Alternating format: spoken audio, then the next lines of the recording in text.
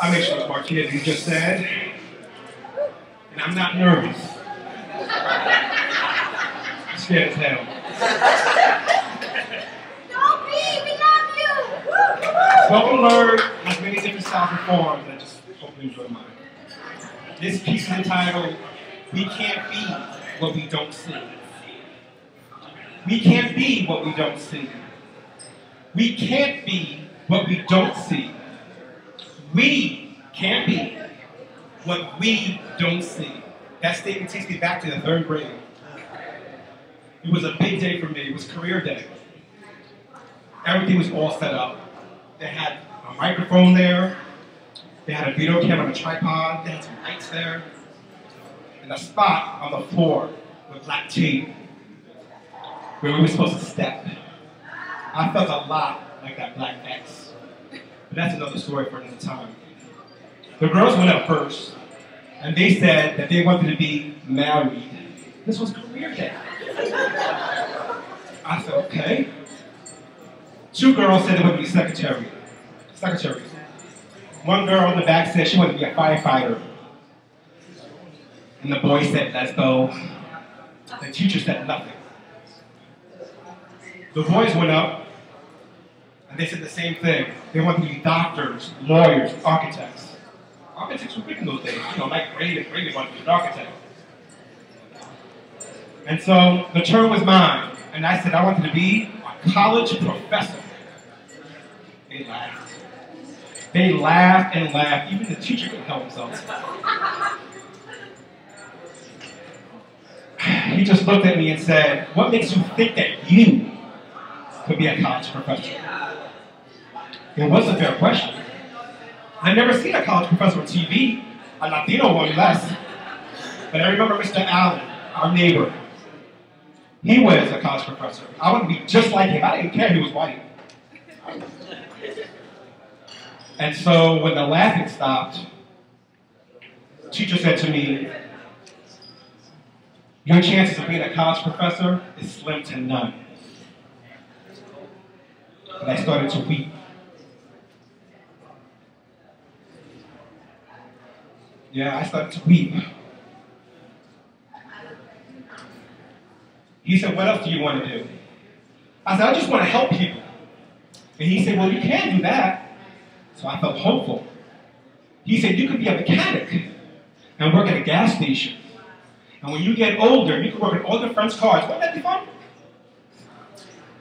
And the camera was still rolling. After that humiliation, the following year, 4th grade, they played that film for the entire school. And the voiceover woman said, what do you want to be when you grow up? And they cut right to the part where I blurted out, I just want to help people. And on the bottom, in bold letters, it said mechanic.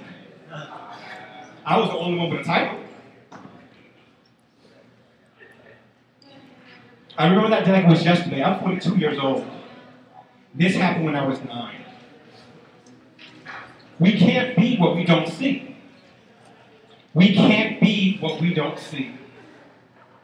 We can't be what we don't see.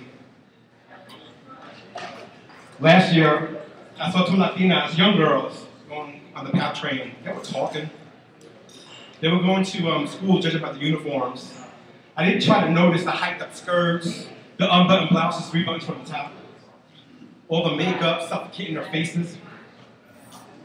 They were talking and giggling like young people do, oblivious to the environment. And one said, I want to be like Paris Hilton. Thin, beautiful, rich and famous. That's what she said in that order. Thin, beautiful, rich and famous. And the mother, or the guardian, said to her, you can't be beautiful. Paris Hilton is white. You're not white. You're a Latina.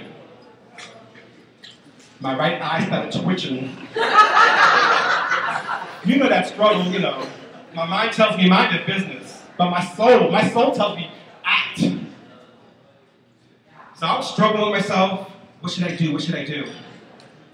But then I heard the mother, or guardian, say, maybe you could grow up to be like Jennifer Lopez and have an amazing body. But my soul wanted to fight over my brain. So I said to the girls, maybe you grew up to be like Sonia Sotomayor. The mother or guardian looked at me all confused. What is she famous for? Sonia Sotomayor, I told her, was the first Hispanic justice, the third female justice. Maybe they grew up to be like that. And the girls looked at me like, who are you? The mother or guardian said, oh, I think I heard of her. Isn't she the one that looks like a maid? We can't be what we don't see.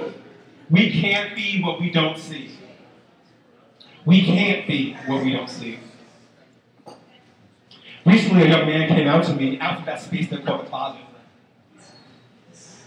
He said he had a feeling, or as he coined it, a sickening feeling that he was a homosexual.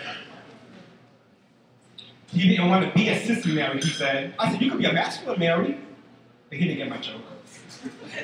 All of a sudden, the room turned dark. He wasn't coming out. He was screaming out of desperation. He said, I seen those gay people on TV. I seen the gay parade. Those half-naked dudes, those freaks with leathers and whips. I seen those dykes on bikes. I seen all that carrying on. I don't want to be like those freaks. I don't want to be like that.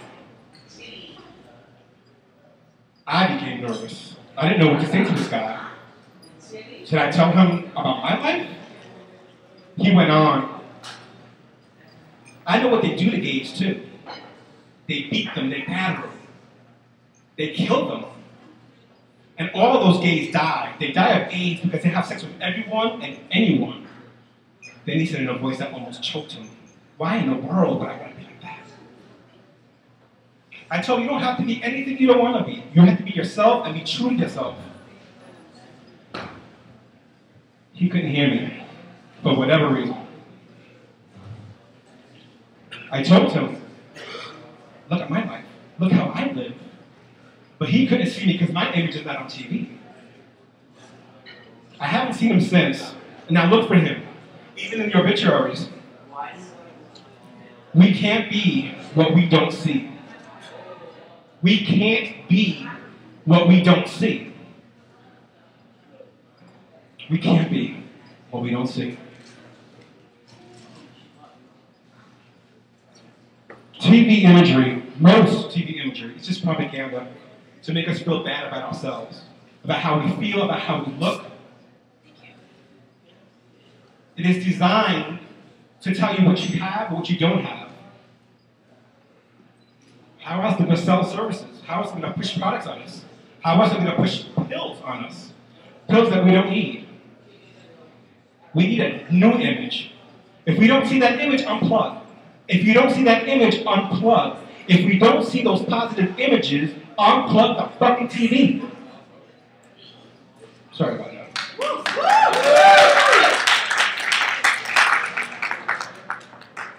We can't be what we don't see. We just can't be what we don't see. So take these positive images to your children. Take your children to these positive images. Introduce them to your friends who are about something. Take them to work with you, but not just for a nice lunch.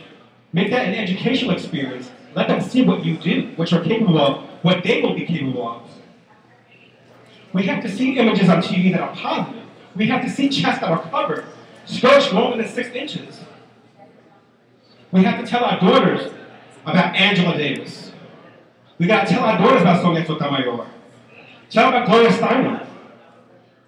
Tell them that H. Lewis says, girls rule. Girls rule. Let them know there are other images out there besides Paris Hilton. Jennifer Lopez, I mean, she's cute, but we teach these girls that their value is their bodies. That is TV imagery right there in one nutshell. It affects the boys too. It affects the boys too, but we have to teach our boys that we have to be better. We don't have to be hyper-masculine or overly aggressive to get respect as a man. It's okay to show your feelings, to voice your fears. It's okay to express yourself. That makes you a man. That makes you a man. We have to demand better because we can't see what we don't see. We have to see.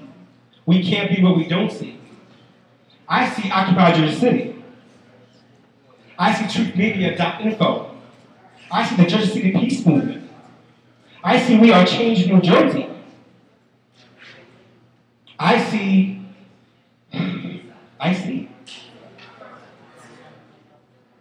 We have to see people as just that. People who are black, who are white, people of color, gay people, different people, people from different countries with different cultures as just that. People. Don't let them separate us. We have to be. Why? We can't be what we don't see. I'm Luiz Martinez, and I thank you for seeing me.